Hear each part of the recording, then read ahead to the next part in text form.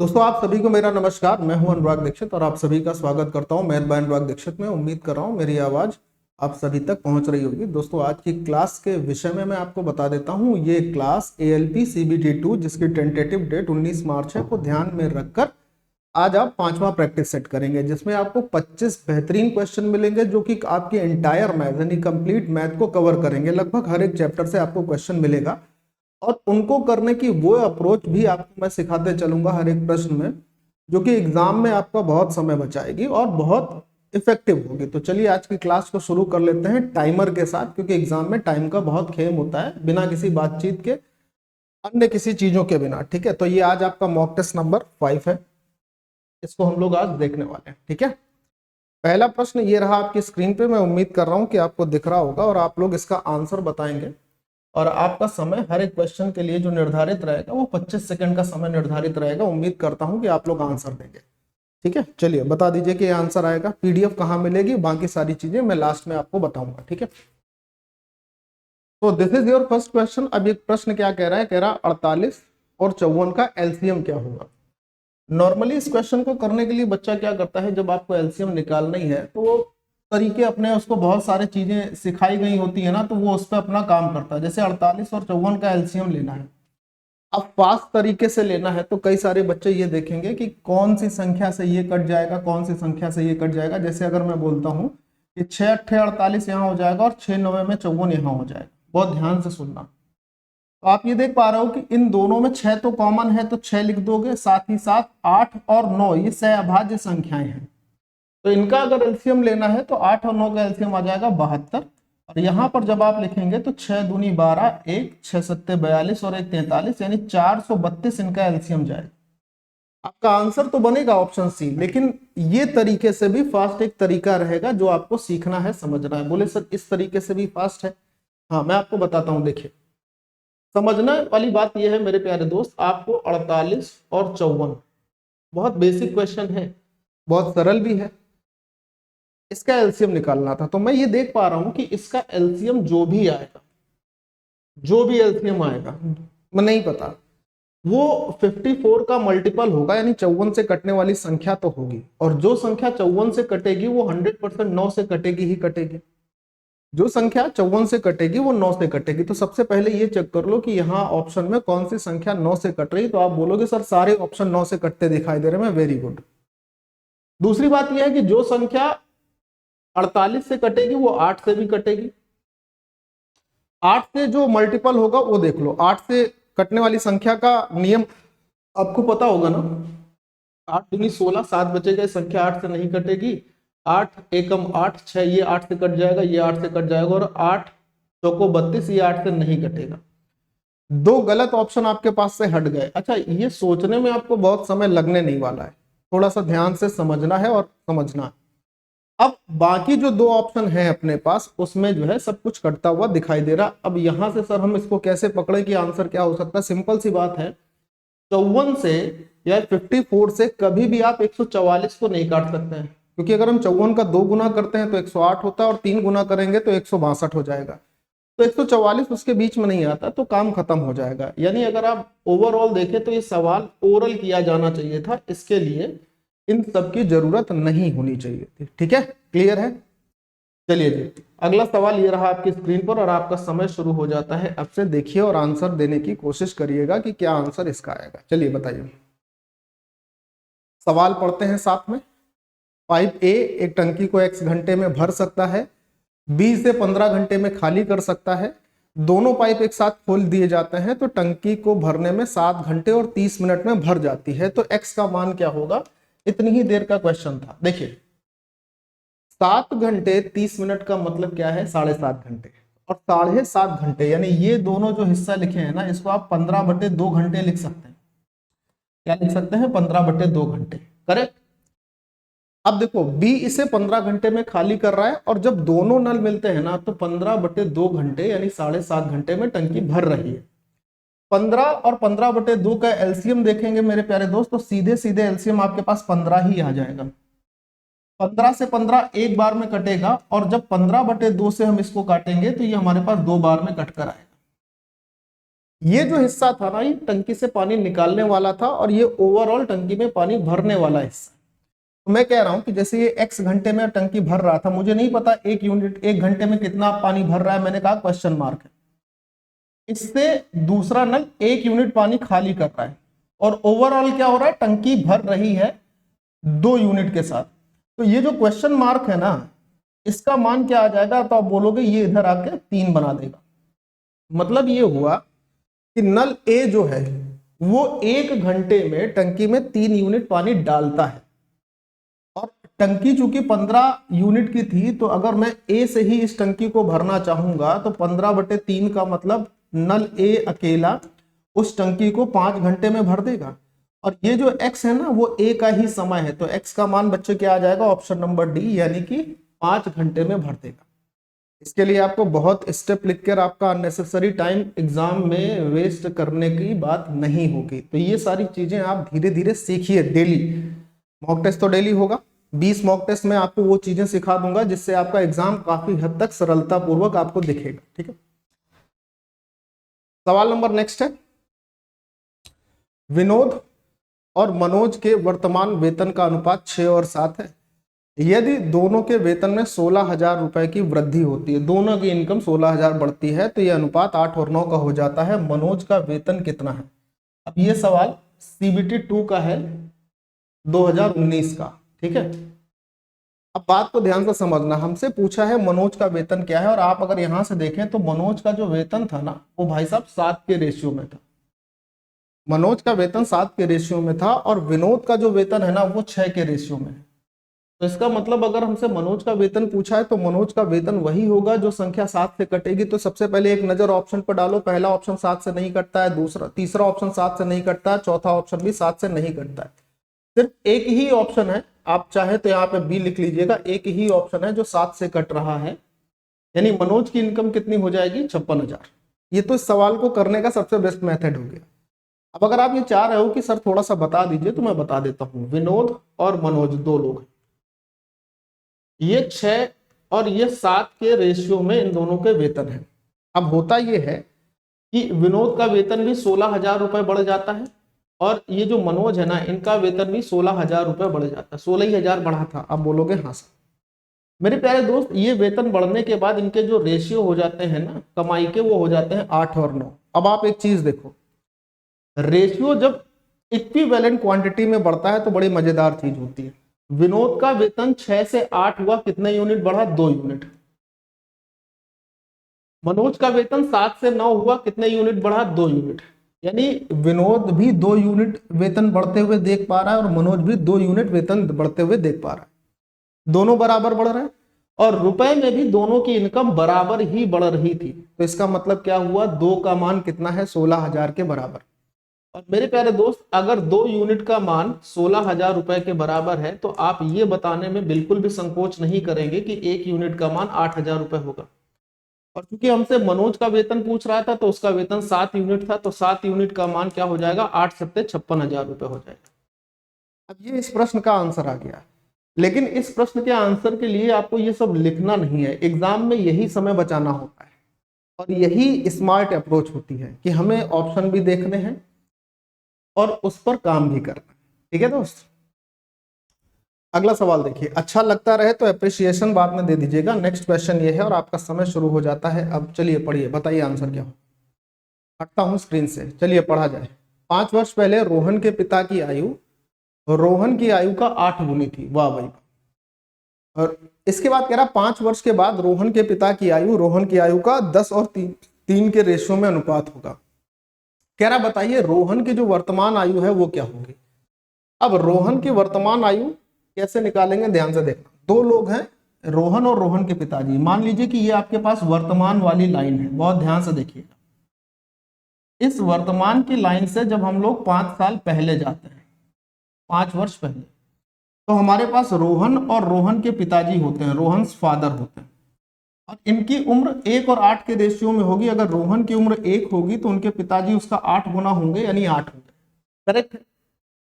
अब इस वर्तमान की लाइन से अगर हम 5 वर्ष बाद में जाते हैं, जो कि लिखा है कि 5 वर्ष बाद, तो रोहन के पिता और रोहन की आयु का अनुपात 10 और 3 हो जाता है, तब ये रेशियो हो जाता है रोहन के पिताजी का 10 और रोहन का रेशियो हो जाता है 3।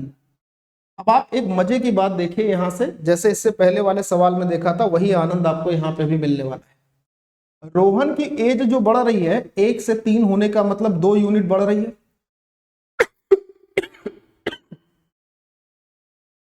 रोहन के पिताजी की जो उम्र बढ़ रही है 8 से 10, यानी ये भी 2 यूनिट बढ़ रही है।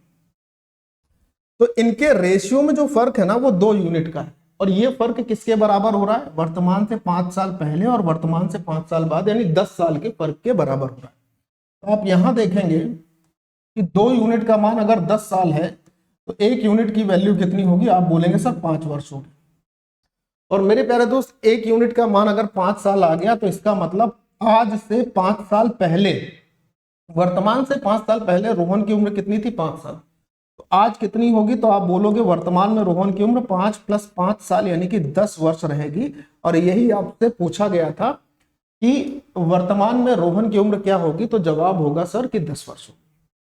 ये भी एक अच्छा क्वेश्चन है, अगर मैं बोलूं तो भी ये एक अच्छा क्वेश्चन है। और एज से मैं आपको अभी बता दे रहा हूं, एएलपी के सीबीटी 2 में एज चैप्टर से आपको कम से कम 2 सवाल देखने को मिलेंगे, कम से कम 2 सवाल देखने को मिलेंगे, अन्यथा एक तो 100% मिलना ही मिलना है।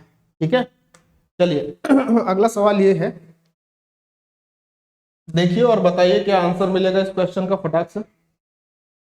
ये क्वेश्चन आपके सामने है, सिंप्लीफिकेशन का क्वेश्चन है। उम्मीद कर रहा हूं कि दिख रहा होगा और आप आंसर देने की कोशिश भी करते रहेंगे। ठीक है, बहुत ही साधारण वर्ड मास का क्वेश्चन है, हम लोग सॉल्व करते हैं। देखिए यहाँ पर हमारे पास 5x/2 लिखा था, इसको एज इट इज लिखना, बिल्कुल चेंज मत करना। ठीक, और देखो अब जब इस माइनस के 5/3 का जो मल्टीप्लाई है, इस माइनस के 5/3 का मल्टीप्लाई जब अंदर करोगे तो 3 से 3 कैंसिल हो जाएगा। माइनस में अपने पास क्या आ जाएगा? 5/2, 5 ऊपर 2 नीचे। इस माइनस का अगर अंदर मल्टीप्लाई करेंगे तो ऊपर हमारे पास क्या आएगा? ऊपर हमारे पास आएगा 5 चौको 20x और नीचे क्या आ जाएगा? 3 × 3 9 और बराबर में अपने पास भाई 5/6 लिखा ही हुआ है। यहां तक बात समझ में आ गई होगी। अब x वाले टर्म एक तरफ करने हैं तो ये माइनस का 5/2 जो है ना, इसको उस तरफ ले आएंगे तो प्लस का 5/2 इधर आ जाएगा, इधर हो जाएगा प्लस का 5/2। करेक्ट? हाँ सब करेक्ट। इसको जरा सॉल्व करिए। 9 पंजे 45, 20 दूनी 40, 45 में से 40 माइनस करेंगे 5x ऊपर आएगा और 9 और 2 का एलसीएम 18 नीचे आ जाएगा। अच्छा इधर मेरे प्यारे दोस्त सॉल्व करोगे तो 6 ही एलसीएम होगा, 5 नहीं 15 और 5 20, 20/6 यहां पर हो जाएगा। अब लगभग सवाल हो चुका है, सॉल्व हो गया ना। 5 से इसको काटेंगे तो 4 बार हो जाएगा, 6 से इसको काटेंगे तो 3 बार हो जाएगा और 4 × 12, यानी x की वैल्यू जो पूछी गई है तो वो कितनी आ जाएगी? 12 आ जाएगी। बी आपके क्वेश्चन का सही जवाब होगा। अब भाई इससे ज्यादा इन सब सवालों में लिखना नहीं होता है, इसके लिए आप 3 स्टेप और मत बढ़ाइएगा। ठीक है, समझ रहे हैं? एग्जाम ओरिएंटेड अप्रोच आपको हमेशा यूज करनी है। चलिए जी, सवाल नेक्स्ट आ चुका है, उम्मीद करूंगा आंसर देंगे और फटाफट आंसर देंगे। हर एक सवाल के लिए 25 सेकंड आपके पास पर्याप्त रहेंगे, उनमें आपको आंसर देने की कोशिश करनी है, तो आपको ये पता चलेगा कितने पानी में है। चलिए, ए किसी कार्य का 25% हिस्सा 3 दिन में पूरा कर सकता है और बी उसी कार्य के आधे हिस्से को 18 दिन में पूरा कर सकता है। एक साथ मिलकर काम करें तो काम कितने दिन में पूरा हो जाएगा? इस सवाल को जरा समझो भाई, कठिन नहीं है, मैं आपको बहुत इजी तरीके से बताऊंगा कि आपका दिल अंदर से गदगद हो जाएगा। 25% का मतलब होता है दोस्त 1/4। तो अगर ए किसी काम का 1/4 हिस्सा 3 दिन में कर रहा है तो इसका मतलब ये होगा कि ए उस काम को 12 दिन में करेगा, 3 चौको 12 करेगा। बी उसी काम के आधे हिस्से को, आधे का मतलब होता है 1/2, बी उसी काम के आधे हिस्से को 18 दिन में पूरा कर रहा है। तो इस बात का मतलब क्या हो गया कि बी वो पूरा काम कितने दिन में करेगा? 36 दिन में। भाई 12 × 36। अब हमें ये पता चल गया कि ए किसी काम को 12 दिन में पूरा कर रहा है और बी उसी काम को 36 दिन में पूरा कर रहा है। अब ये दोनों मिलकर काम करते हैं तो 12 और 36 का एलसीएम आपको 36 दिखाई देगा ना? बोले हाँ सर। 12 × 36 हो जाएगा और 36 एकम 36, यानी ए के 1 दिन का काम 3 यूनिट होगा और बी के 1 दिन का काम 1 यूनिट होगा। और अगर ये दोनों मिलकर काम करते हैं तो एक दिन में कितना काम होगा, तो बोलोगे सर 4 यूनिट हो। अब अगर 36 यूनिट टोटल काम को एक दिन में 4 के हिसाब से किया जाएगा तो जो समय लगेगा वो कितने दिन का समय लगेगा, तो आपका जवाब क्या होना चाहिए सर, 9 दिन में काम समाप्त हो जाएगा। और यही इस क्वेश्चन का आंसर हो जाएगा ऑप्शन नंबर सी कि सर 9 दिन में काम समाप्त। अब क्या इसको अलग से लिखा जाना चाहिए सवाल, या इसके लिए आप 3 स्टेप और बढ़ाएंगे, ये आपके ऊपर डिपेंड है। 1 महीना बाकी है और आप समझदार भी हैं, ठीक है। खैर अगला सवाल, आपका समय शुरू हो चुका है, बताइए आंसर क्या होना चाहिए। पढ़िए आराम से मेरे साथ और आंसर देने की कोशिश हमेशा जारी रखिए। दिख रहा होगा ना, कट तो नहीं रहा है? नहीं, कट बिल्कुल नहीं रहा, ठीक है। चल, एक व्यापारी 8,000 रुपए में 200 केजी अनाज खरीदता है। परिवहन के दौरान इस अनाज का 4% हिस्सा नष्ट हो जाता है, ठीक है। 20% का लाभ अर्जित करने के लिए उसे शेष अनाज को किस भाव पर बेचना चाहिए। ये अगर आप एक लाइन में इसको फ्रेम कर लें तो सवाल एक लाइन का है। कैसे, मैं आपको समझा देता हूं। इसी सवाल को करने में आप 3-3 स्टेप करोगे, मैं आपको एक स्टेप में एक लाइन में सबसे शॉर्टेस्ट वे में बताता हूं, ध्यान से सुनो। आपने अनाज खरीदा 200 किलोग्राम, इस 200 में 4% वेस्ट हो गया। अब आपके पास कितना बचा अनाज, तो आप बोलोगे सर 200 का 4% तो वेस्ट हो गया, यानी 96% अनाज हमारे पास बचा अभी भी, इसका 4% वेस्ट हो गया, करेक्ट।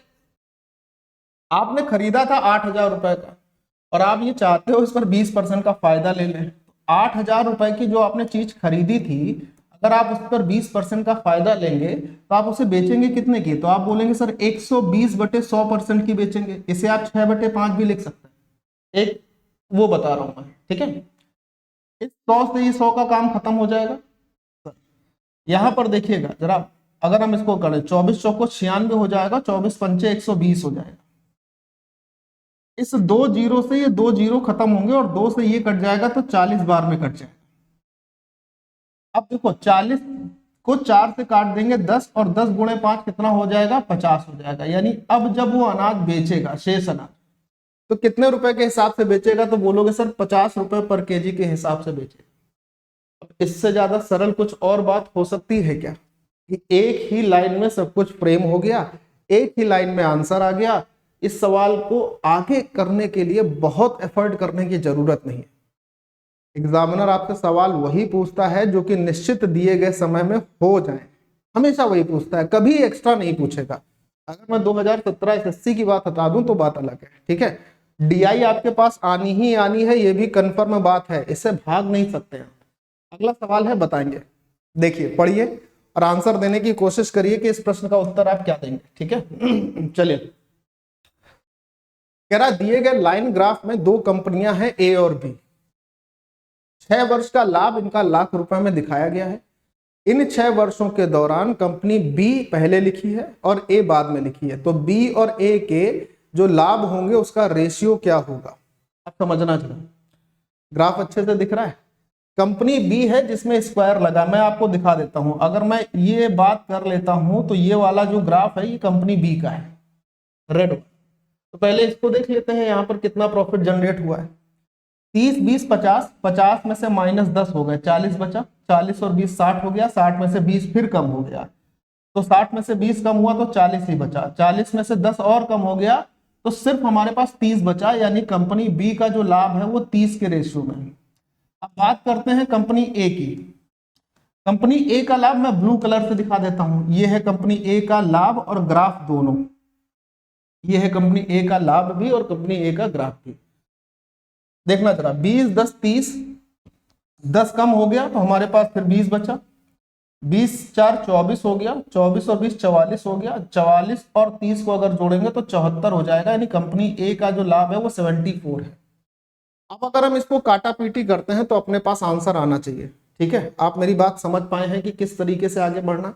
कंपनी ए का जो लाभ है उसको हम लोग एक बार और देख लेते हैं और इस तरफ लिख लेते हैं, उधर गुचमुच हो गया था। कंपनी ए के लाभ, जिसमें बीच में सर्किल है ना, वो कंपनी ए है, देख लो जरा, वो कंपनी ए है, ये वाली, ये कंपनी ए की बात हो रही है भाई, ठीक है।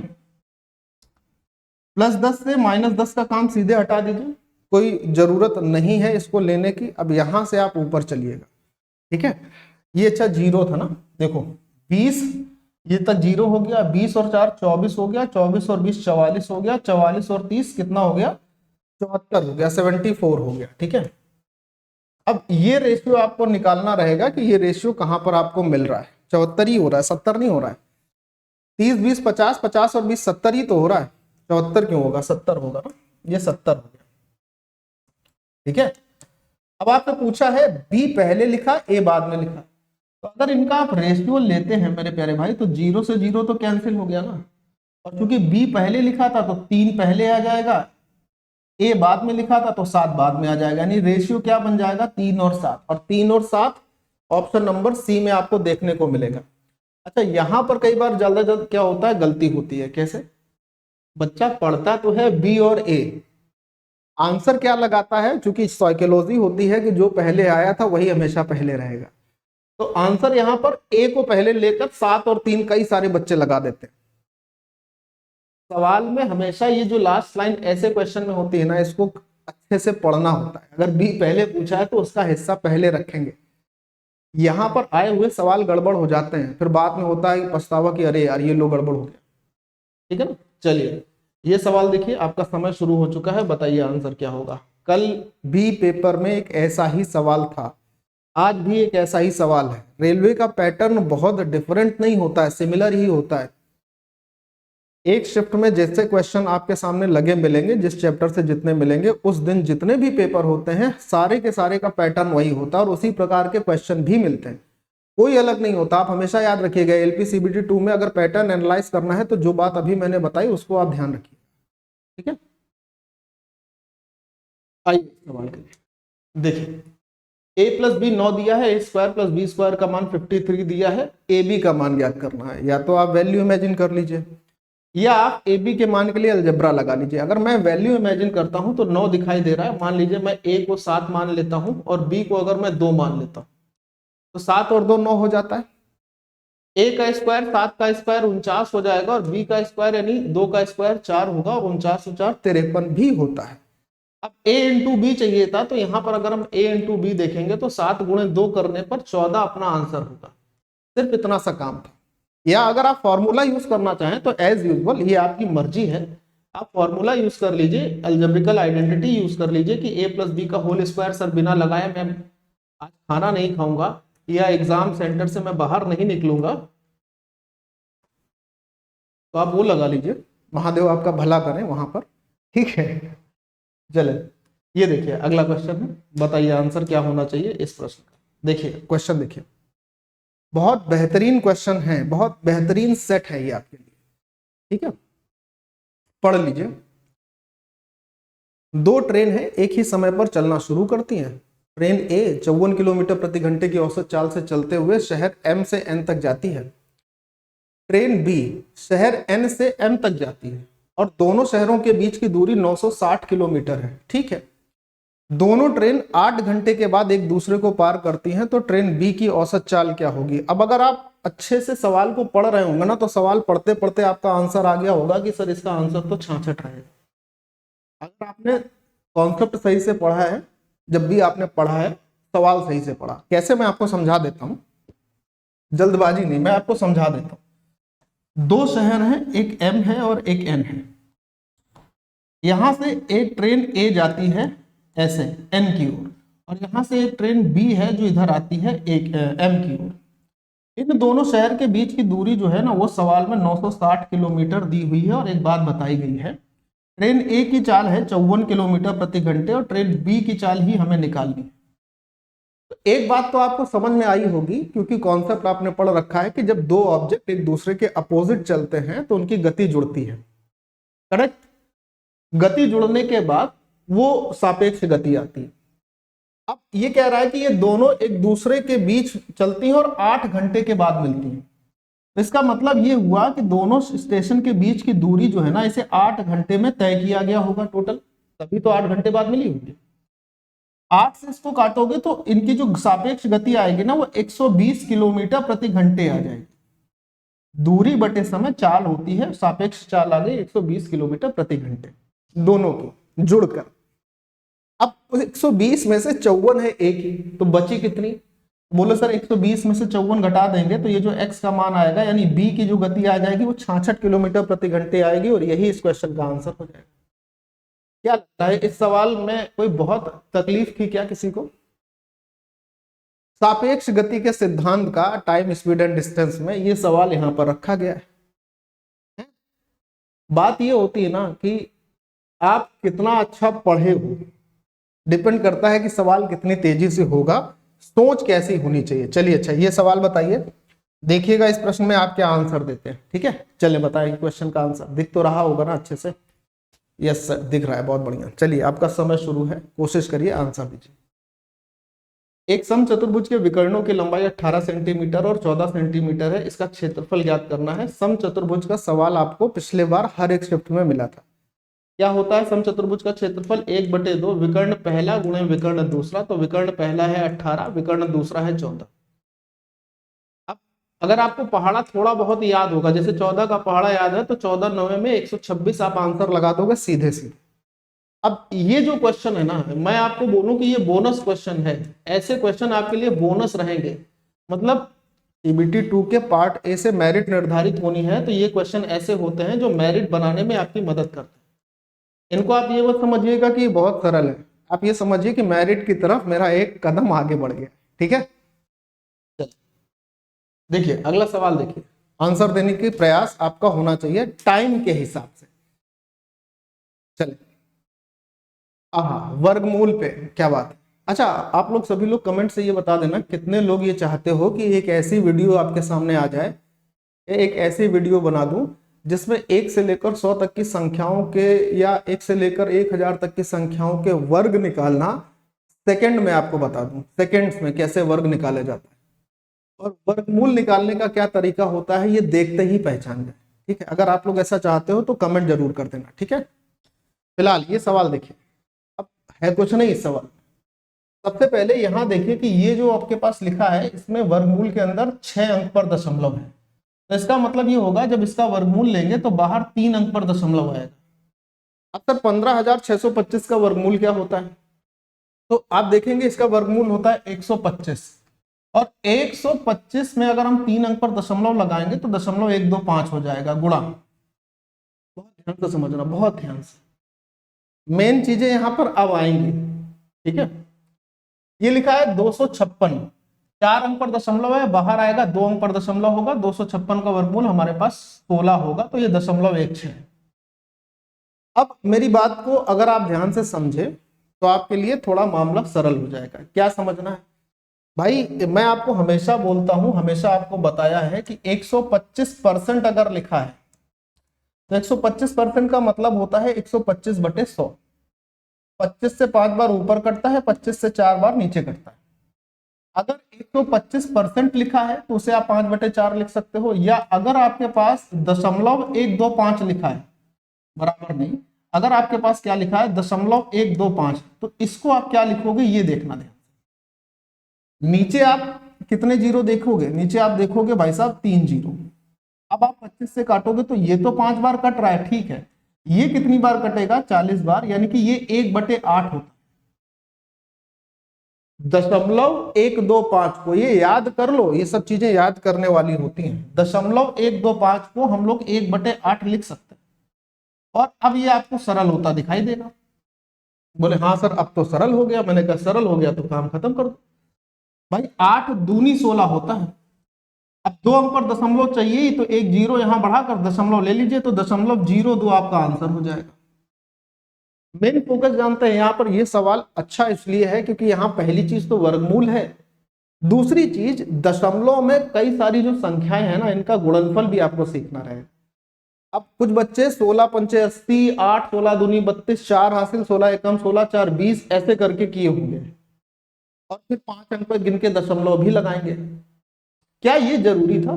इसीलिए मैंने ये दोनों बातें परसेंट और दशमलव की आपको बताई कि कब क्या कैसे लिखा जाता है, ये याद रखिएगा अपने मस्तिष्क में।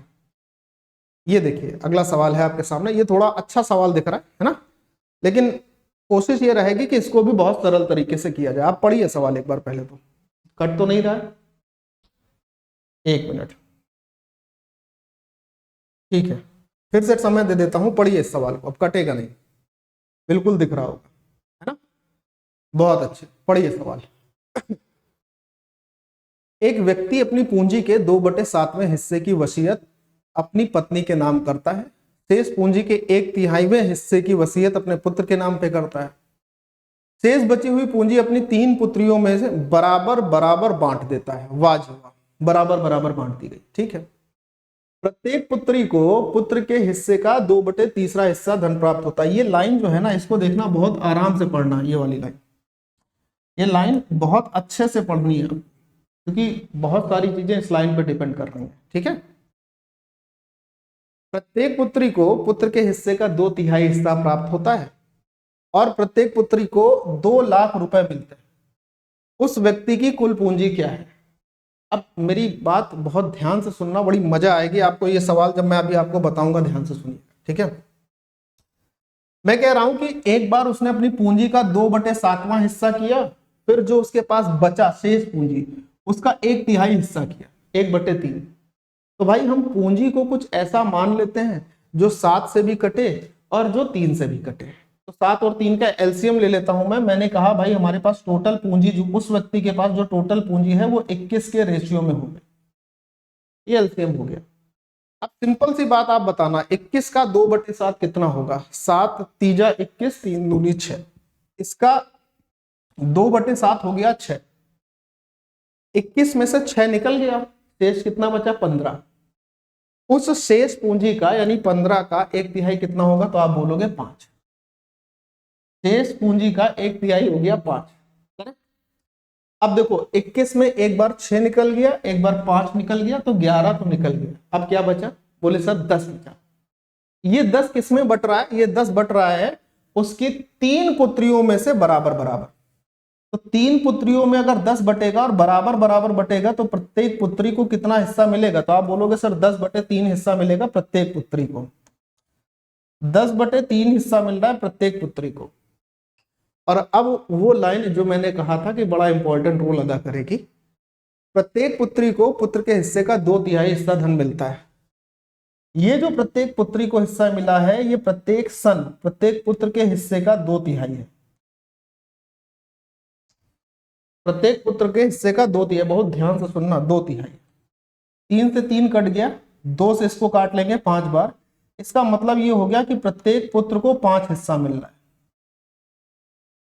यहां तक बात क्लियर हो गई? प्रत्येक पुत्र को 5वां हिस्सा मिल रहा है।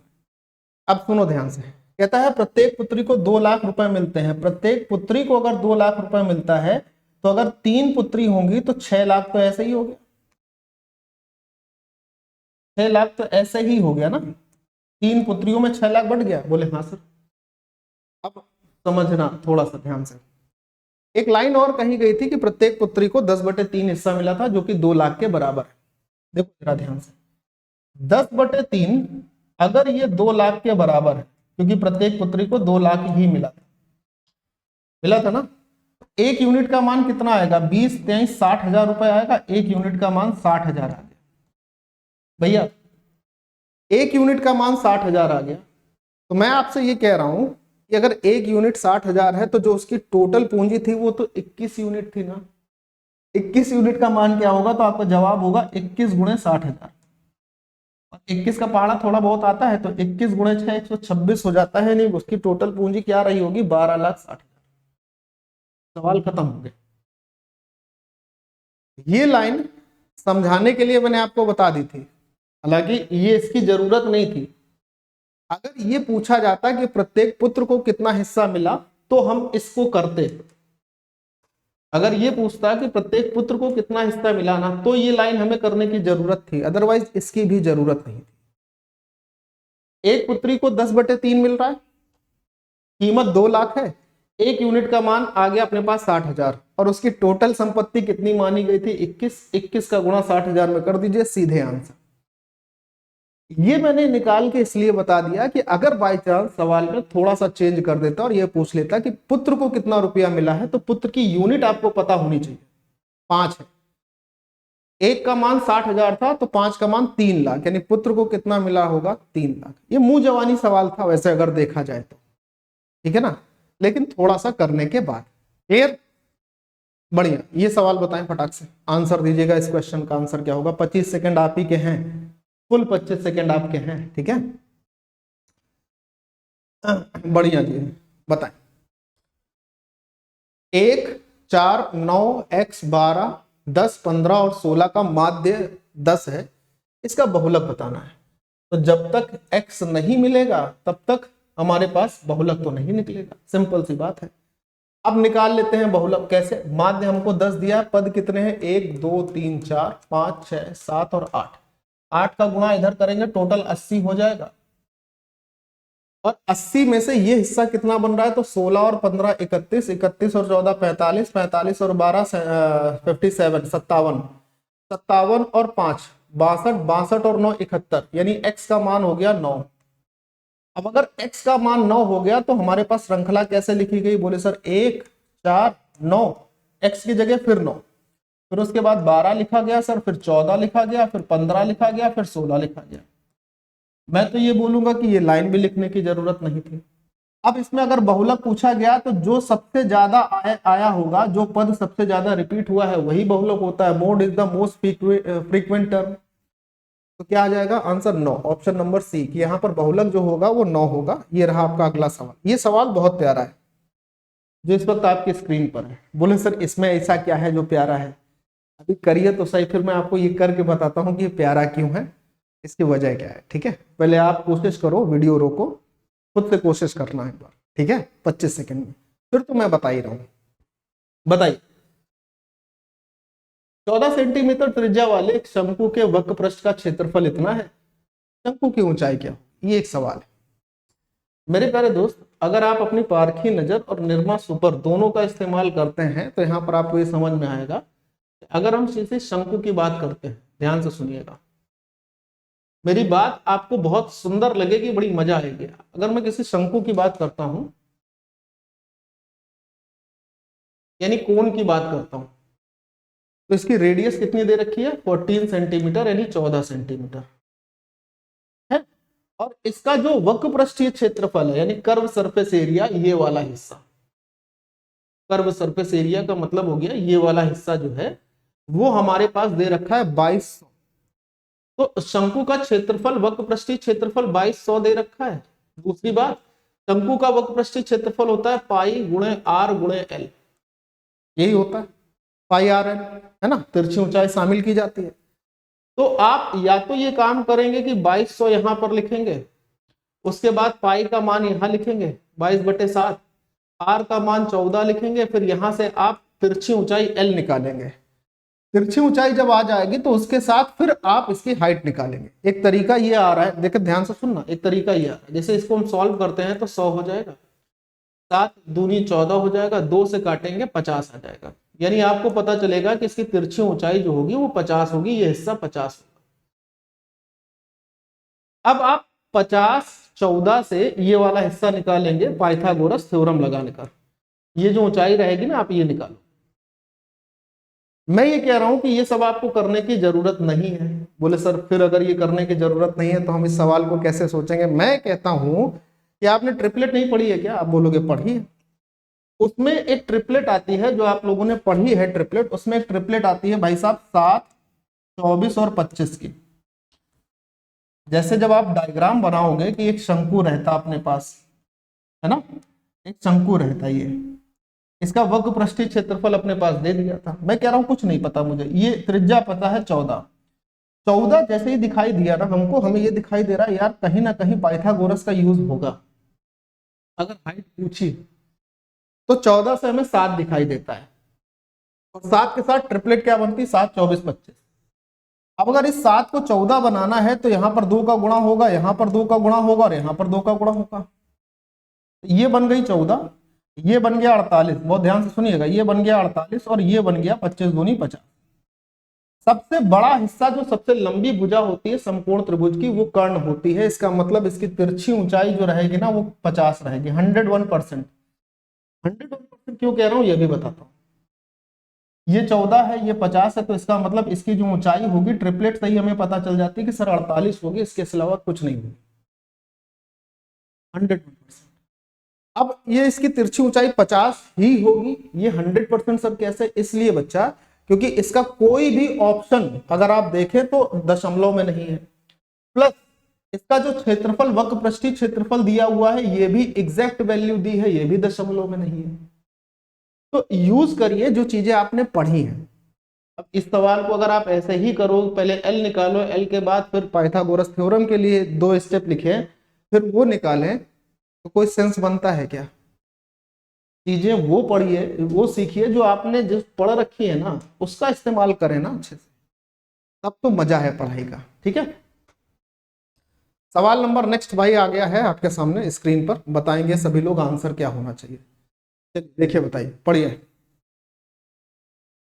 इंजन में खराबी के कारण एक एक्सप्रेस ट्रेन अपनी सामान्य चाल की 9/10 चाल से चलती है और 2:28 PM के बजाय 2:34 पर पहुंच पाती है। ठीक है, उसने किस समय पर चलना शुरू किया था? आधे से ज्यादा बच्चे तो यहीं पर अटक जाएंगे कि उसने किस समय पर चलना शुरू किया था, ये क्या पूछ दिया सर। अभी तक तो ऐसे प्रश्नों में सिर्फ यही पूछता था कि अगर सामान्य गति से चले तो दूरी क्या होगी या उसे कितना समय लगेगा, यही पूछता। इसमें पूछ दिया कितने समय पर उसने चलना शुरू किया था, ये कैसे होगा? कुछ नहीं भाई, वही है, समझिए तो सही। 9/10 चाल से वो चल रही है, इसका मतलब ये हुआ कि उसकी प्रारंभिक जो गति थी, इनिशियल वेलोसिटी, प्रारंभिक गति जो थी वो 10 के रेशियो में थी, और जिस गति से वो चल रही है वो गति है, चलने वाली जो गति है ना वो उसकी है 9 के रेशियो। अब गति का अनुपात 9 से 10 है या 10 से 9 है, गति का अनुपात 10 से 9 है, तो जो टाइम का रेशियो होगा ना वो पलट जाएगा, वो हो जाएगा 10 से 9 का। भैया सिंपल सी बात समझना। अब बाबू एक चीज समझो, उसे 2:28 पे पहुंचना था, वो 2:34 पे पहुंच रही, तो 2:28 से अगर वो 2:34 पे पहुंच रही है तो कितने मिनट देर से पहुंच रही है? तो आपका जवाब होगा सर यहां पर वो ट्रेन 6 मिनट देरी से पहुंच रही है। कितने मिनट देर से पहुंच रही? 6 मिनट देर से पहुंच रही, यानी उसमें समय का अंतर आ गया 6 मिनट का। भाई 2:28 पे पहुंचना चाहिए और 2:34 पे पहुंच रहा हो, तो समय में कितना अंतर आ गया? 6 मिनट का आया ना। और यहां पर समय में कितना अंतर है? 1 यूनिट का। 1 यूनिट का मान 6 मिनट है, 10 यूनिट का मान कितना होगा? 60 मिनट। यानी अगर वो अपने उससे चलता, जिस चाल से चल रहा है जिससे उसको देर हो गई, तो 60 मिनट पहले चलता, और अगर प्रारंभिक गति से चलता तो 9 छक्के 54 मिनट लगते उसको, मतलब जो उसकी इनिशियल वेलोसिटी होती है 54 मिनट, तो 54 मिनट लगते। तो मेरा कहना यह है कि अगर उसे 2:28 पर पहुंचना चाहिए था, तो 2:28 से अगर आप 54 मिनट पहले जाओ और देखो क्या समय बज रहा है, वो आपका आंसर आ जाएगा। या फिर 2:34 से जब उसे देर हुई, और 60 मिनट उससे कब लगे? जब उसे 6 मिनट देर हो चुकी है। इस 60 मिनट में उसका 6 मिनट देरी का समय भी शामिल है, यानी अल्टीमेटली उसका समय जो सही समय लगेगा वो तो 54 मिनट ही लगेगा ना। 2:28 से 54 मिनट पहले कितना समय हो रहा होगा ये आपको बताना है। ट्रेन के पहुंचने का समय था 2:28। 28 मिनट अगर इसमें हम कम कर देते हैं, वो ध्यान से सुनिएगा, 28 मिनट अगर इसमें हम कम कर देते हैं तो 2 बज गया होता है। 54 में से 28 मिनट यहां कम हो गए। अब सर कितने मिनट और बचे? तो 28 28 56 होता है, इसका मतलब 26 मिनट और बचे। तो 2 बजे से अगर आप 26 मिनट का समय और कम कर देते हैं, 2 बजे से अगर 26 मिनट का समय और कम कर देते तो आपका समय होता कि ट्रेन के चलने का सही समय होता 1:34 यानी ट्रेन कितने बजे चली होती? 1:34 पर। ये बहुत सुंदर क्वेश्चन है। देखने में आपको ये लग सकता है कि इस सवाल में कोई दम नहीं है, लेकिन ये सवाल बहुत दमदार है, बड़ी मजेदार चीज है। ठीक है, अगला सवाल बहुत ही साधारण सा बोनस क्वेश्चन जो कि मेरिट बना देगा। ठीक है ना, cot 30 -1/2 cos 60। अब cot 30 का मान क्या होता है? वही मान होता है सर जो tan 60 का होता है। tan 60 का मान √3 होता है, तो cot 30 की वैल्यू भी हो गई √3 -1/2। cos 60 का मान क्या होता है सर? sin 60 का अपोजिट। sin 60 √3/2 होता है, cos 60 क्या हो जाएगा? 2/√3। 2 से 2 का काम खत्म, √3 -1/√3, तो 3 में से 1 माइनस हो जाएगा, ऊपर 2 बचेगा और नीचे भाई साहब क्या आ जाएगा, √3 आ जाएगा। ये आपका 2/√3 आंसर हो गया ऑप्शन नंबर सी। कोई टाइम लगा क्या इसमें? सर इसमें तो वैसे भी टाइम नहीं लगना था, ये तो बहुत ही सरल है। अगला सवाल देख के बताइए फिर सरल है तो। नेक्स्ट क्वेश्चन आपके लिए आंसर के लिए वेट कर रहा है, पढ़िए आराम से। मॉक टेस्ट नंबर 5वां आप सॉल्व कर रहे हैं मजेदार ढंग से, उन अप्रोचेस के साथ जो आपको एग्जाम में जरूरी रहेंगे, शॉर्ट ट्रिक्स के साथ। 3 बक्सों का वजन 4, 5 और 11 किलोग्राम है। निम्नलिखित में से कौन सा इन बक्सों के किसी भी संयोजन का किलोग्राम में कुल वजन नहीं हो सकता? मतलब ये जो 3 बक्सों का वजन दिया है, अगर इसमें से हम किन्हीं 2 को लेकर जोड़े या 1 को देखें या तीनों को लेकर जोड़ते हैं, तो कौन सा ऐसा हिस्सा आएगा जो इन ऑप्शन को परफेक्टली मैच नहीं करेगा, वही आपको बताना है। संयोजन नहीं हो सकता। जैसे 4 और 5 क्या हो जाएगा भाई, 4 और 5 तो हो जाएगा 9। अगर हम इन दोनों को जोड़े तो 4 और 5 9 हो जाएगा। इन दोनों को जोड़ेंगे 11 और 5 16 हो जाएगा। इन दोनों को जोड़ेंगे तो 11 और 4 15 हो जाएगा। और अगर मैं तीनों को जोड़ देता हूं तो 11 5 16 और 4 20 हो जाएगा। तो हमारे पास जो टोटल संयोजन आएंगे इन तीनों वजन से वो क्या क्या आएंगे, 9 16 15 और 20। 20 भी है, 16 भी है, 15 भी है। क्या नहीं हो सकता है? तो ऑप्शन ए नहीं हो सकता है, यानी कि संयोजन का वजन कभी भी 17 kg नहीं होगा। ठीक है, ये बताइए। डीआई एक और आ गई, बहुत बढ़िया से डीआई है। ठीक है, चलिए बताइए इस प्रश्न का उत्तर आप क्या देने वाले हैं। बहुत ही जबरदस्त डीआई है, दिख रही होगी ऐसी उम्मीद है, दिख तो रहा है अच्छे से। ठीक है, चलिए देखिए। बार ग्राफ में अन्नू और बंटी द्वारा उनकी परीक्षा में प्राप्त किए गए अंकों को दर्शाया गया है इस तरह। अन्नू डार्क वाला है, बंटी लाइट वाला है। ठीक है, अच्छा, जिसमें 100 अंकों के 6 प्रश्न पत्र थे, ये भी ठीक है। यदि बंटी को प्राप्त प्रश्न पत्र में 25% प्रश्न पत्र सी में अगर 25% कम नंबर मिले होते और प्रश्न पत्र ए में 10 अंक ज्यादा मिले होते, तो उस परीक्षा में अन्नू की तुलना में कितने अधिक अंक मिले होते, यानी बंटी को कितने प्रतिशत अधिक अंक मिले होते, ये पूछ रहा है, क्योंकि हमारे पास ऑप्शन प्रतिशत में दिए। ठीक है, अब आओ जरा देखो, जो भी नंबर प्रतिशत में कम हुए हैं या फिर ज्यादा हुए हैं, वो हुआ किसके साथ है? वो बंटी के साथ ही हुआ है, अन्नू के साथ कुछ नहीं हुआ है। अन्नू का जितना नंबर था ना उसमें कुछ कम होगा ना ज्यादा होगा। तो अन्नू वाला हिस्सा देखो जरा, डार्क वाला हिस्सा अन्नू का है, इसको जोड़ लेते हैं। 40, यहां पर भी 40, यहां पर अपने पास 50 आ जाएगा अन्नू के लिए, यहां पर अपने पास 70 आ जाएगा अन्नू के लिए, यहां पर भी अपने पास 70 आएगा अन्नू के लिए, और यहां पर अपने पास कितना आ जाएगा, 20 और 10 30 आएगा।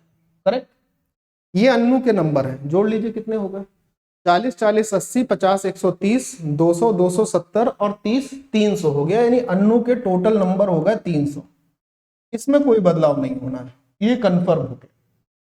अब मैं बात करता हूं बंटी के लिए, तो ब्लू पेन का इस्तेमाल कर रहा हूं। बंटी को पेपर सी में 25% नंबर कम मिले होते हैं, तो पेपर सी पकड़ो पहले। बंटी मतलब लाइट वेट।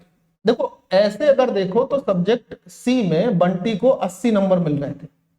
अब अगर 25% कम होता तो 20 नंबर कम होते, यानी यहां पर इसको सिर्फ 60 नंबर ही मिलते बंटी को पेपर सी में, 25% कम हो गए। और पेपर ए में 10 नंबर अधिक मिलते, पेपर ए में इसको वैसे मिल रहे थे 20 और 10 30 नंबर, लेकिन अगर इसको 10 नंबर ज्यादा मिलते तो इसको यहां पर 40 नंबर मिलते। बाकी एज इट इज लिख दो, जैसे ये 70 यहां आ जाएगा। ठीक है, यहां पर कितना आ जाएगा, 20 और 10 30 आ जाएगा। ठीक है, यहां पर कितना आ जाएगा, 60 आ जाएगा। और ये बिल्डिंग कितने तक की है, ये बिल्डिंग 70 की। ये नंबर आएंगे बंटी के। जोड़ लीजिए कितने हो गए बंटी के नंबर, 40 70 110 और 60, 170 170 30 200 260 260 और 70 हो गए 330। 330 हो गया नहीं, पेपर ए में 10 नंबर ज्यादा मिले ना, 40 70 110 110 और 60 हो गया 170 170 और 30 हो गया 200 260 260 और यहां पर कितना है, ये 90 है, 70 नहीं है। 260 और 90 हो गया 350, यानी बंटी को टोटल नंबर मिले 350। मेरे प्यारे दोस्त 350। अब आप देखो बंटी के जो नंबर है 350 वो अन्नू के नंबर से 50 ज्यादा है ना। तो 50 नंबर ज्यादा है, किससे ज्यादा है? अन्नू के नंबर से, यानी 300 से 50 नंबर ज्यादा। 50 से 300 काटोगे 1/6 आएगा, और मेरे प्यारे दोस्त 1/6 को 16.666% लिख सकते हो या 16.67% लिख सकते हो। तो आंसर क्या बन गया? आंसर बन गया ऑप्शन नंबर बी। कितने प्रतिशत नंबर ज्यादा होंगे? तो जवाब होगा सर 16.67% नंबर ज्यादा होंगे। ये बात क्लियर हो गई। और ये बहुत बढ़िया डीआई थी, मैं आपको बता दे रहा हूं, ये 21 जनवरी 2019 सीबीटी 2 पेपर फिटर वाला जो था, ठीक, उसकी शिफ्ट सेकंड का क्वेश्चन है। आप लोग जिसको देखना चाहते हो आप लोग देख लेना जाके, ये शिफ्ट सेकंड का क्वेश्चन है, यानी कि सीबीटी 2 में शिफ्ट सेकंड जो हुई थी फिटर ट्रेड की, उसका क्वेश्चन। ठीक है, अगला क्वेश्चन ये बताएं, पढ़िए। यदि एक साथ काम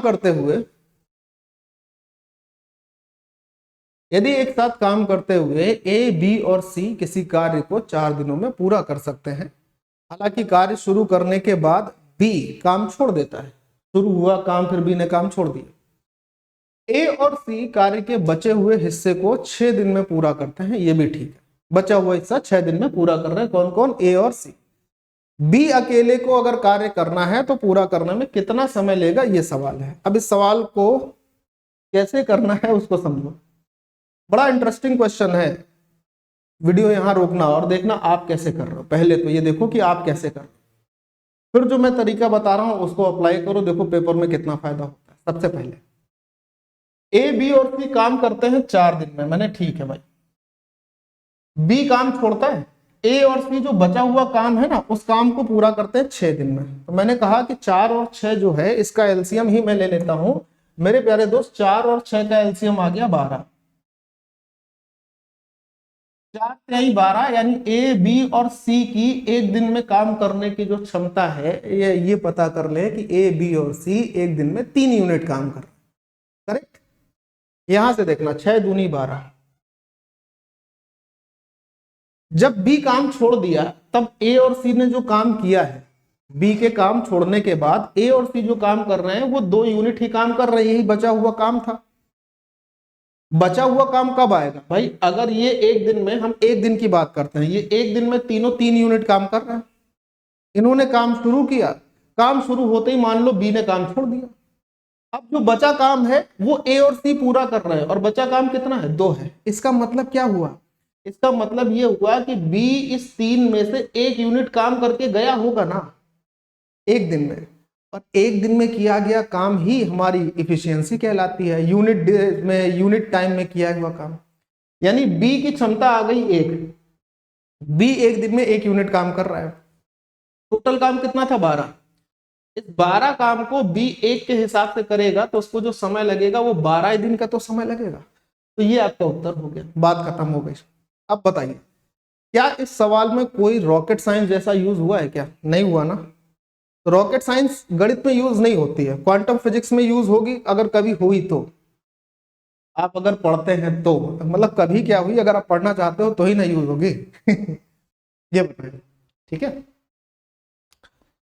वेन डायग्राम क्वेश्चन मिल रहा है।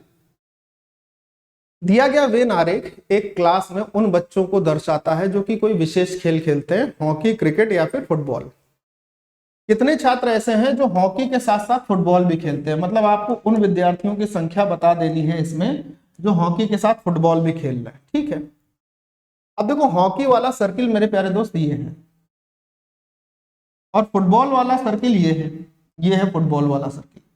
तो हॉकी के साथ फुटबॉल खेलने वाले लोगों की जो संख्या, बहुत ध्यान से सुनिएगा, हॉकी के साथ फुटबॉल खेलने वाले लोगों की जो संख्या होगी वो वही होगी ना जो इन दोनों में कॉमन होगा, जो इन दोनों में कॉमन होगा। अब देखो जरा, इन दोनों में कॉमन हिस्सा आप देख रहे हैं तो ये 7 भी आपको दिखाई दे रहा होगा, ये वाला 7, और ये 8 भी दिखाई दे रहा होगा। तो कई बार बच्चों को यहाँ पर कंफ्यूजन ये होती है कि भाई साहब हमको ये बताओ, हम आंसर 8 लगाएं या फिर 8 और 7 15 लगाएं। हॉकी के साथ फुटबॉल सिर्फ 2 गेम है। ये वाला हिस्सा जो है, ध्यान से सुनना भैया, ये वाला जो पार्ट है, ये वाला पार्ट, ये वो पार्ट है जो कि आपको हॉकी, फुटबॉल और क्रिकेट तीनों को दिखा रहा है।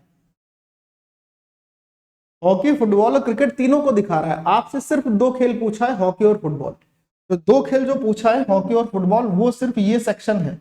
और इस सेक्शन में क्या लिखा है, 8 लिखा है। तो आपका आंसर क्या बनेगा, ऑप्शन नंबर बी बनेगा। यानी हॉकी के साथ फुटबॉल खेलने वाले लोगों की संख्या सिर्फ 8 होगी, ना कि 15।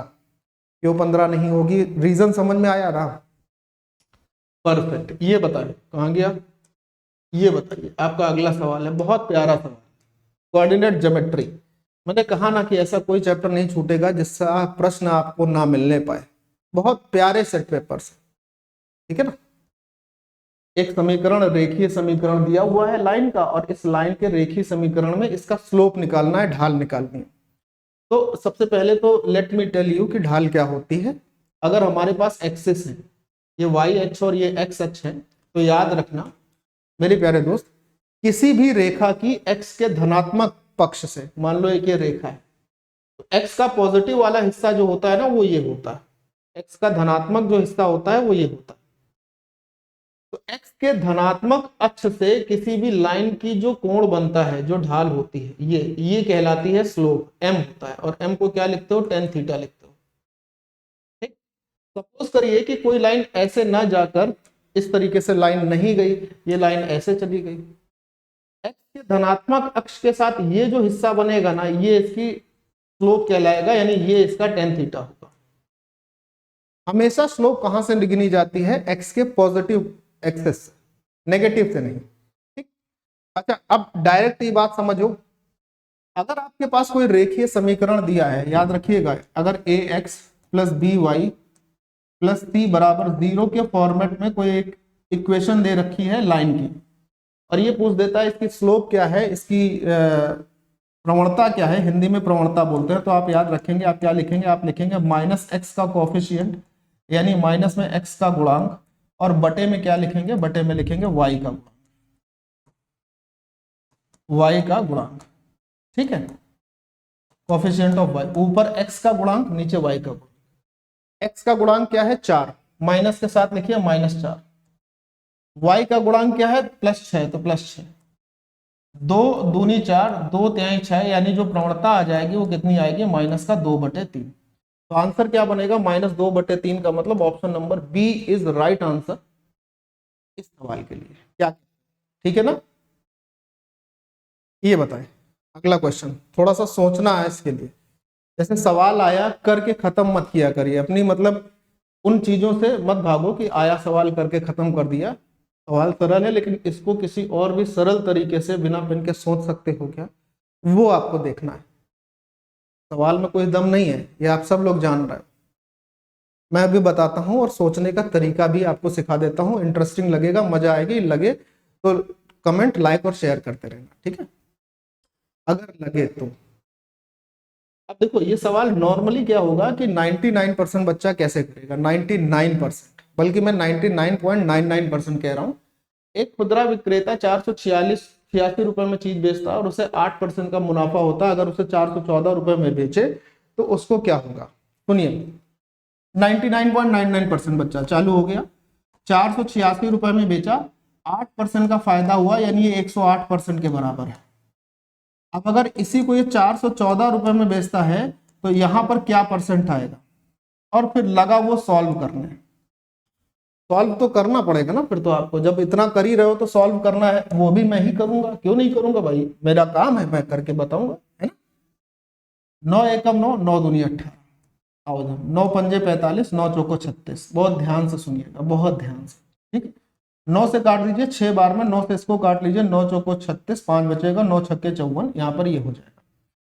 6 दूनी 12 हो जाएगा, और 46 दूनी 92 हो जाएगा, 92%, यानी एक्स का मान आ गया 92%।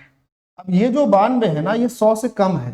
बोले कितना कम है, तो मैंने कहा 8% कम है।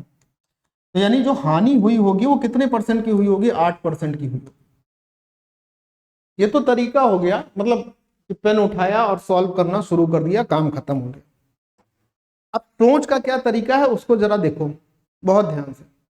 मैं आपको जो बता रहा हूं देखो, 486 रुपए में जब वो बेच देता है, ध्यान से सुनिएगा, तो उसे फायदा होता है 8% का। 486 में बेचने पर 8% का मुनाफा होता है, 108 की गई होती है चीज। दूसरी बात कि जब वो उसे 414 रुपए में बेचता है, 414 रुपए में, तो क्या होगा ये आपसे पूछ रहा है ना। तो अब आप इस सवाल को करते कैसे हो ना, ये डिपेंड करता है कि आपका आंसर क्या है। बोले ये क्या मतलब हुआ सर, मैं मतलब आपको बताने का प्रयास करता हूं, उसको गौर से सुनना। यहां पर क्या आप डीएस सोच पाए थे कि हम डीएस लगाकर काम कर सकते हैं, डिजिट सम लगा के काम कर सकते हैं, ये हमारे पास आ जाता है डिजिट सम से। डिजिट सम सोच पाए थे कि हम अगर डिजिट सम लगाते तो अपना काम हो जाता। दूसरी बात, चलो नहीं सोच पाए कोई बात नहीं, चलता है। जैसे कि मैं अगर बोलूं कि 486% की ये चीज बेची गई, तब इसे 8% का फायदा हुआ, तो एक चीज आप ये भी समझ पा रहे होगे कि 486 108 से कट रहा होगा कहीं ना कहीं, पक्की बात है। तो इसका मतलब यहां पर जो परसेंट आया होगा, जो भी परसेंट आएगा, उससे ये 414 कटेगा। अब सर 414 का मल्टीपल तो हमें नहीं पता, कोई बात नहीं, नहीं पता, ये तो जान रहा हूं ना, 4 4 8 1 9 होता है, 9 तो इसको देख पा रहे हो ना, तो 9 चौको 36 हो जाता और 9 छक्के 54 हो जाता। यानी ये बात तो समझ गए थे ना कि यहां पर जो भी वैल्यू आएगी, जो भी मान आएगा, वो 46 से तो कटेगा। और 46 से अगर कटने वाली संख्या हम देखते हैं, 9 से कटेगा, 46 से कटेगा, जो भी मान आएगा, तो 46 से अगर कटने वाली संख्या देखें तो 46 दूनी 92 ही होती है। इसके बाद क्यों नहीं लेंगे, क्योंकि फिर हम प्रॉफिट पे चले जाएंगे। और अगर 92% पर कोई चीज बेची गई होगी, तो इसका मतलब उसे 8% की हानि नहीं हुई होगी। अगर 100 की चीज थी और अगर 92% पर बेच दी गई, तो 8% हानि नहीं रही होगी, रही होगी ना। तो ये चीजें सोचने वाली बात है। दूसरा 8 तो आंसर दिया ही नहीं था, अगर 8% प्रॉफिट होता लिख देते, तो हम एक बार ये सोच में पड़ते कि यार 2 बार 8 हो गया, तब भी कोई दिक्कत नहीं थी भाई। 92 है, 100 से कम है, तो पक्का पता हो गया कि हानि ही होनी है, लॉस होना है, प्रॉफिट तो जनरेट होगा ही नहीं ना यहाँ पे। ये कहानी होती है सोचने वाली। चलिए बताइए। कहता है कि एक तीर्थ यात्री 7.5 घंटे में 50 किलोमीटर की दूरी तय कर, कुछ दूरी 4 किलोमीटर प्रति घंटे की चाल से पैदल और चलकर, और कुछ दूरी 12 किलोमीटर प्रति घंटे की चाल से बैलगाड़ी पर चलकर तय किया। तो पैदल तय की गई दूरी कितनी है मेरे प्यारे दोस्त। अब पैदल तय की गई अगर दूरी निकालनी है, तो एक चीज समझना जरा, पहले मैं आपको पूरा बताता हूं, फिर सोच का फर्क देखना। जैसे अगर मैं ये बोलूं कि 7.5 घंटे किसी व्यक्ति ने यात्रा करी होती और वो यात्रा पैदल ही तय की होती, तो पैदल उसकी गति कितनी है, 4।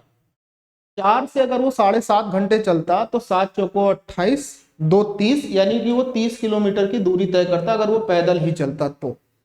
करेक्ट। हाँ। अब अगर वो बैलगाड़ी से चलता, तो उसकी गति क्या होती, 12 किलोमीटर प्रति घंटे होती। और 12 से अगर हम 7.5 घंटे चलते, तो 12 सत्ते 84, और 12 का आधा 6, यानी कि 90 किलोमीटर की दूरी तय होती। लेकिन कुल दूरी मेरे प्यारे दोस्त 50 ही है, तो जो रिजल्टेंट दूरी है वो बीच में लिखी जाती है हमेशा, एलिगेशन लग गया कि सर इसका अंतर 20 आ गया और इसका अंतर भी हमारे पास 20 आ गया, 20 आ गया इसका भी अंतर। तो रेशियो क्या मिल गया, रेशियो मिल गया 1 और 1। तो ये जो पूछ रहा था ना कि पैदल तय की गई दूरी कितनी होगी, ये आंसर जो हमको देना था, तो अगर रेशियो हमारे पास 1 मिल गया ना, और ये रेशियो हमेशा याद रखना, ये रेशियो हमेशा समय का आता है, तो इसका मतलब ये हो गया कि जो भी टाइम लग रहा था, क्या लग रहा था मेरे को नहीं, अच्छा ये तो 40 आएगा ना, सॉरी ये 40 आएगा और ये 20 आएगा। तो ये जो रेशियो मिला ना, ये 2 और 1 का मिला, और ये जो रेशियो मिलता है ना, वो हमेशा टाइम का रेशियो मिलता है, समय का। और समय हमारे पास टोटल कितना था, 7.5 घंटे। 7.5 घंटे को आप 15/2 घंटे भी तो लिख सकते हो। ये लिखने का जो तरीका है ना, ये आपकी कैलकुलेशन को इजी कर रहा है और कुछ नहीं कर रहा है। 2 और 1 3 यूनिट, टोटल 3 यूनिट का मान हमारे पास है 15/2 घंटे, 3×5 = 15। 1 यूनिट का मान हो जाएगा 2.5 घंटे, यानी 5/2 घंटे 1 यूनिट का मान। तो 2 का मान कितना होगा, 5 घंटे, और 1 का मान कितना होगा, 2.5 घंटे। यानी अगर वो पैदल चलेगा तो 5 घंटे चलेगा, और अगर वो बैलगाड़ी से चलेगा तो 2.5 घंटे चलेगा। अब पैदल चलता है 5 घंटे और उसकी चाल है 4 किलोमीटर प्रति घंटे, तो दूरी क्या रही होगी? तो आपका जवाब होगा 20 किलोमीटर प्रति घंटे, सॉरी 20 किलोमीटर रही होगी, ये आपका उत्तर होगा। लेकिन सर ये आंसर तो हमारे पास इतनी सारी खोचड़ करने के बाद आ रहा है, इतनी कैलकुलेशन करने के बाद आ रहा है। Is there any chance to solve this question without doing such kind of calculation? हाँ है ना, देखो दिखाता हूं, समझना। देखो जरा मेरे प्यारे दोस्त, आप एक बात को समझना, थोड़ा मोटा मोटा बहुत अच्छे से जानते हो जो मैं आपको बता रहा हूं कि जो दूरी होती है ना, वो क्या होती है? चाल गुणे समय होती है। अब अगर हमको पैदल दूरी निकालनी हो और हमें ये पता है कि पैदल उस व्यक्ति की चाल 4 किलोमीटर प्रति घंटे है, तो समय क्या है अभी नहीं पता, लेकिन ये तो पता है ना कि जो पैदल से दूरी आएगी वो 4 के मल्टीपल में आएगी, 4 का गुणज होगी। ये नहीं है, ये नहीं है, ये दोनों ऑप्शन 4 के गुणज। बहुत ध्यान से सुनना, ये दोनों ऑप्शन 4 के गुणज है ना। मैं एक काम करता हूं, मैं मान लेता हूं कि इसने 20 किलोमीटर चला होता, इन दोनों ऑप्शन में से एक ऑप्शन ले लेते, तो इसका मतलब ये समय 5 घंटे आता ना, 5 घंटे। 7.5 घंटे में से 5 घंटे अगर इसके हो जाते हैं तो बैलगाड़ी वाली इसके लिए 2.5 घंटे होते हैं।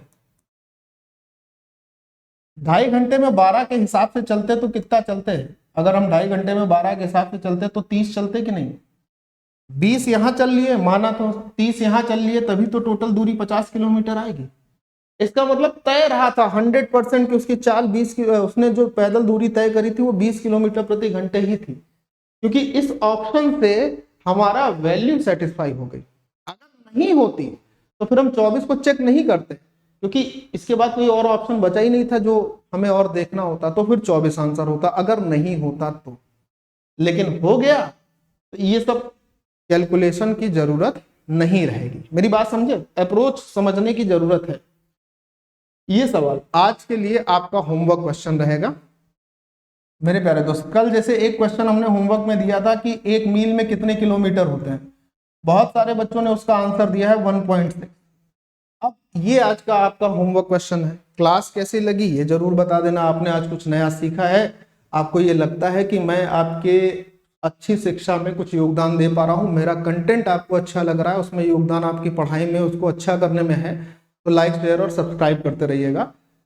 सोमवार से एप्लीकेशन जो कि मैथ बाय अनुराग दीक्षित के ही नाम से होगी, अपने इसी यूट्यूब चैनल के नाम से होगी, अपने इसी टेलीग्राम चैनल के नाम से होगी, आप अभी उसे प्ले स्टोर से डाउनलोड कर सकते हैं।